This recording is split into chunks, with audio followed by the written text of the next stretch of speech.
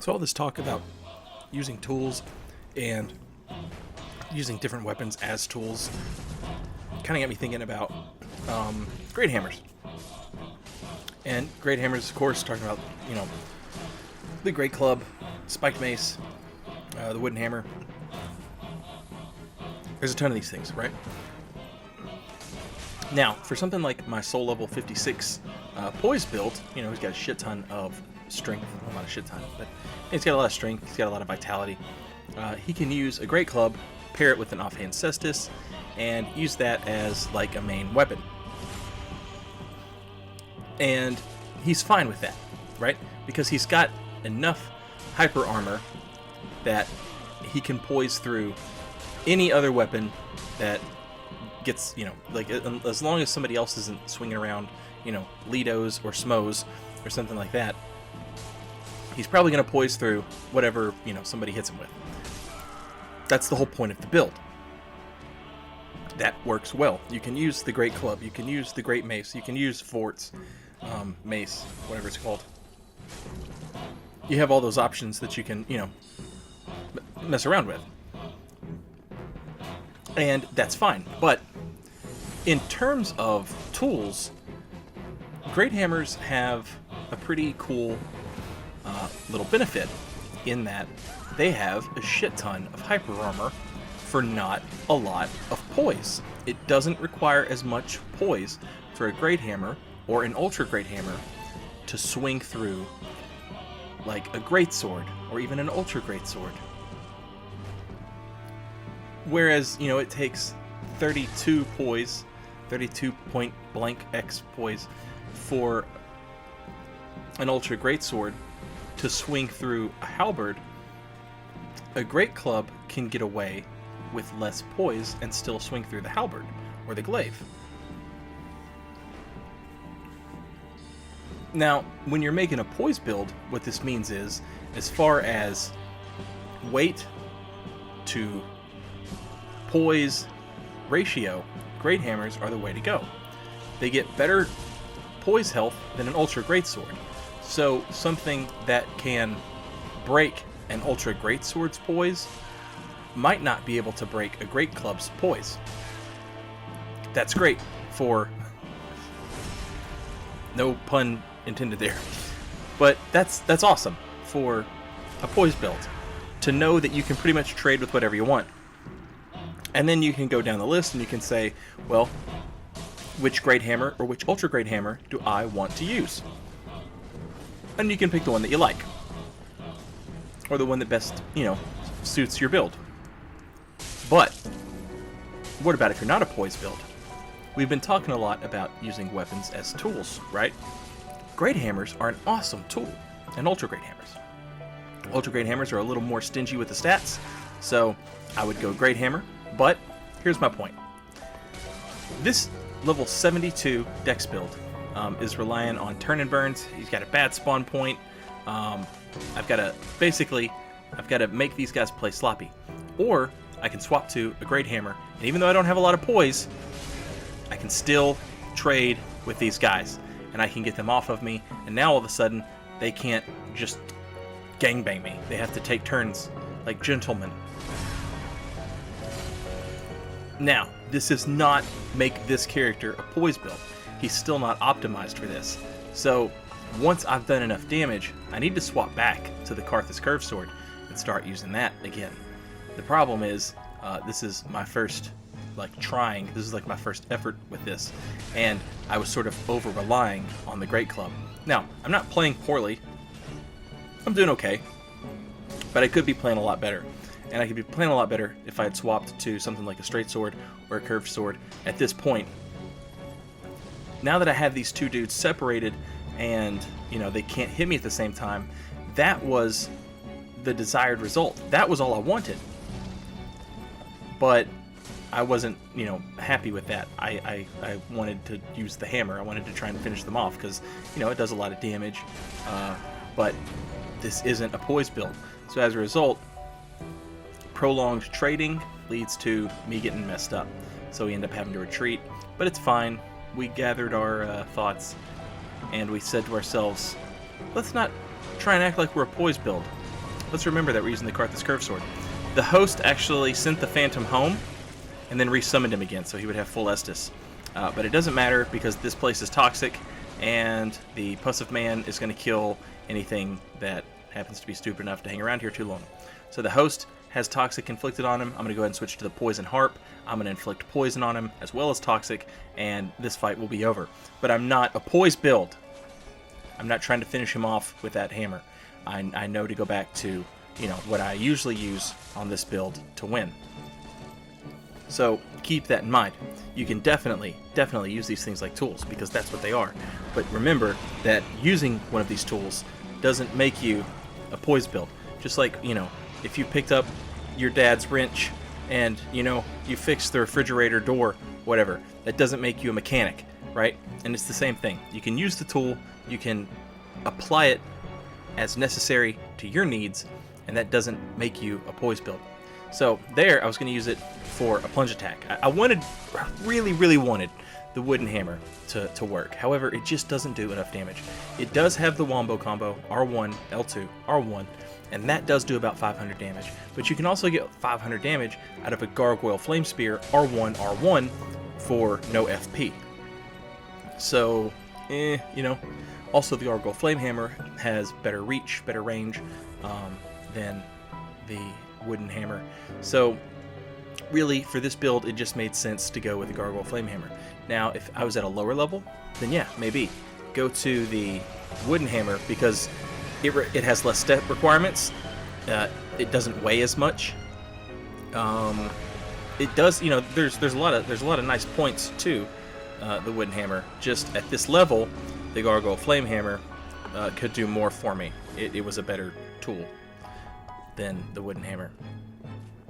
But we've talked about the turn and burns, obviously, but you can also use the wooden hammer for stuff like, you can also use great hammers on non-poise builds for stuff like verticality, or like hiding behind a corner and hitting somebody with like a fully charged R2 when they're not looking or when they're not paying attention.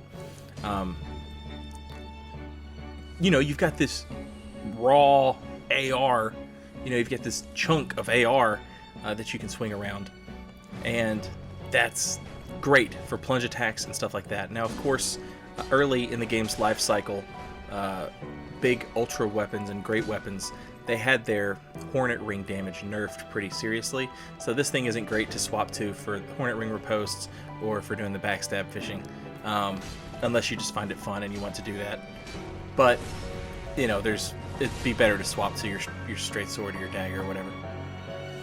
But the hammer in this situation allowed us to get these two separated. Now, one has to attack while the other one backs off to heal. And when they're separated like that, even when it's just for 10 seconds at a time, that's 10 seconds where you didn't have to fight two people. And in an invasion, every second that goes by where you didn't have to try and fight two people, that's putting you one step closer to winning, right? So if you're trying to win invasions and that's all you're thinking about, then separating people should be like top of the list as far as like priorities go. And you can use the great clubs, the great hammers, you can use those to do that. They will get people separated because they do enough damage that people back off and they start coming at you in like this staggered wave where it's like, okay, he's gonna come fight me, I hit him, now the other guy's gonna come fight me, I hit him, now the other guy comes back in, and you do this back and forth jump rope sort of shit where you're able to take advantage of basically a small group of 1v1 fights. And again, I've said this before, but it's your job to make those 1v1 fights happen, even if they're only happening 10 seconds at a time. But you can do that with the Great Club. Now you can do it with a straight sword. It's just a little more risky because if they hit you, they're going to interrupt you, and that's about it. Now I'm going for the backstab fishing and I'm going for the parry fishing, and that's the way I want to play. But I got that guy with a very nice roll backstab, and now his Phantom knows to watch his back. So every time I go in for that, here comes a Pontiff Knight curved sword. To be meta and not have scrub mentality, it's going to try really hard to keep me from backstabbing. But I'm able to get the 600 damage combo off with the wooden great hammer. They have to back up to heal, and what do you know? I can go right back to backstabs.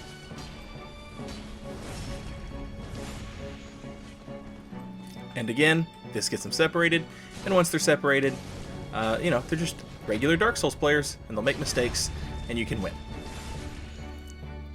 And I even got to win the way I wanted to. Also, I got a message from these guys, and it wasn't like hate mail. It also wasn't great mail, where they're like, hey man, that was awesome. It was like progress mail. They called me Mr. Backstab, which, is a mark of progress. I feel like, getting better at my backstabs.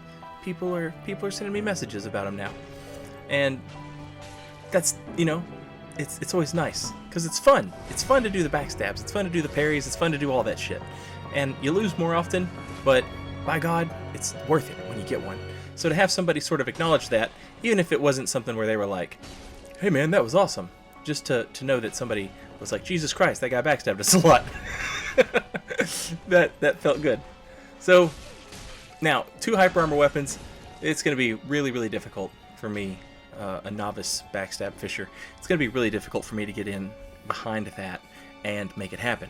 So, I lure them downstairs, I'm able to separate them, and we will try and play this game, where, one's far away, here comes the other one, one's far away, here comes the other one, back up to heal, fight the other one, back up to heal, fight the other one. But again, because we've got this narrow corridor here, because there's 2 of them, we can swap to a great club. Got our wooden hammer right here, and if he whiffs, we can interrupt because he doesn't have enough hyper armor to swing through a great club. Not many people will. Not many people have enough poise to swing through a great club. So, despite the fact that I don't have enough poise to tank a bunch of hits, we block the door, get the plunge, all that raw, beautiful plunge damage. Oh, it's delicious. So despite the fact that I can get interrupted by, a 2-handed greatsword, I have the ability to interrupt other players, and that's what's important. I can interrupt an ultra greatsword on a guy who's wearing really good armor. I can interrupt, greatswords and ultra greatswords, and I can probably interrupt other, great club users. And that's the power that tool gives us, the Great Hammer. And then we can go back to fighting the way we want to, after we get everybody separated, up until, they decide they don't want to play anymore. That's a lot of fun. So, if your build is made for it, then yeah, you can rock a Great Club as your Great Hammer. You can rock the Great Mace. You can do anything like that. If you can fit it into your build, then yeah, use the Spiked Mace for your Great Hammer option. But if you're like me and you have to squeeze one in, if you have to find one and make it fit, Gargoyle Flame Hammer. Like I said, it's got the range over the wooden hammer. It does a little more damage with, and it does it a little more efficiently. But now, like I said, at a lower level than 70, the wooden hammer might actually be the one you want to go with. Again, here's the downside. Don't treat these weapons like this is how you win with them. Because it's, like, you're not a poise build. Keep that in mind. Just because you've got a poised weapon does not make you a poised build. You're just a guy who's using it for the time being. You're using it like a tool. And then you're going to go back to your Karthus Curved Sword, or your Sword and Board, or your whatever you use. But that Great Club is nice. Even medium-sized regular boys can have big boys poise toys. Does that make sense? Are you following? Do you fucking get it? But when these dudes decide that they're going to summon a Phantom and they're going to try and hit you with that 2-on-1, and they're rocking, a Great Scythe and a Lucerne, that's going to break an Ultra Greatsword's poise. So an Ultra Greatsword turn and burn here, you might get your poise interrupted. However, a Great Club is going to get through a Great Scythe or a one-handed Lucerne. No problemo. And style points for the finish. Get roasted, bitch. Just like I said, Remember, you're not a poise build, you're just using a poise weapon as a tool. And whatever stats you have, you can find a weapon that you can make work. Remember, you get 1.5 times your strength when you two-hand a weapon. So my soul level 72 guy, he's got 18 strength. That's not enough strength to use the Gargoyle Flamehammer, but when he two-hands it, he can use it. So even at lower levels, there are great clubs that you can use even if you're not expected to use them, like the Wooden Hammer. I know a lot of people at lower level like to run Vorts. It's sort of the go-to twink great club because Frostbite is ridiculous and it does a lot of damage. But if you're not playing a build that can use Forts, maybe you could look at the Wooden Hammer or the Gargoyle Flamehammer or something like that. Something, a little more stat friendly, but still gives you the benefit of all that great club hyper armor. Now, that guy just rolled off the ledge there, by the way, the Phantom. I don't know that this is true or not, but I have been told that the Wooden Hammer has less hyper armor than other great clubs, great hammers, I'm sorry. So if that's true, somebody can, I'm sure, let us know in the comments. I'm not sure if that's accurate or not, but it's something to consider and keep in mind. But, like I said, you're not using it to be a poised, tanky beast. You're using it to interrupt other people. You're using it to do serious damage on your turn and burns, and you're using it just to basically get people off your nuts so you can swap back to your regular weapon. Now, in this case, the reason I stuck with the spiked mace is because I'm building up that bleed, and even if he wants to just turtle up behind that shield, I can still proc bleed if the situation calls for it. Plus, it's a spiked mace and this guy wears spiky armor, so it just fits. Lore. But in the case of a character whose strength, vitality, vigor, just use a great club. Like I said at the beginning of the video, I like to pair one up with a Cestus just because it gives you those offhand punches. I know, the old meta was Yorm's Machete with a straight sword. My boy, the Mocha Latte, he's got this cult started with the hand axe, offhand hand axe. But we've gone over a lot of that stuff, and it's basically just how do you hit people who are playing super passive in a 1v1.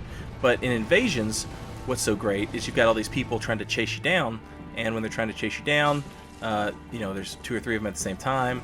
They start making mistakes. They run out of stamina. They run too far. You know what I mean? Like, they run out of stamina because they chased you too far. You get them with the turn and burn. Or you see their running attack coming a mile away, so you go ahead and start yours up, and you interrupt theirs, and they can't break your poise because you're using a great hammer. All those things that we've gone over, you can do those even on your small little dex boys, even though they're not big swole poise boys. You can do it with great hammers. They're better than ultra great swords insofar as hyper armor is concerned. So they get more for less. You don't need as much heavy armor. You don't need as much poise to keep swinging a great hammer or an ultra great hammer. Thanks for watching, you guys. I'll have the next part of the Dread Finger run up soon, and it'll be in better quality. Shout out to that. Thank you guys. See you next time. Later, y'all.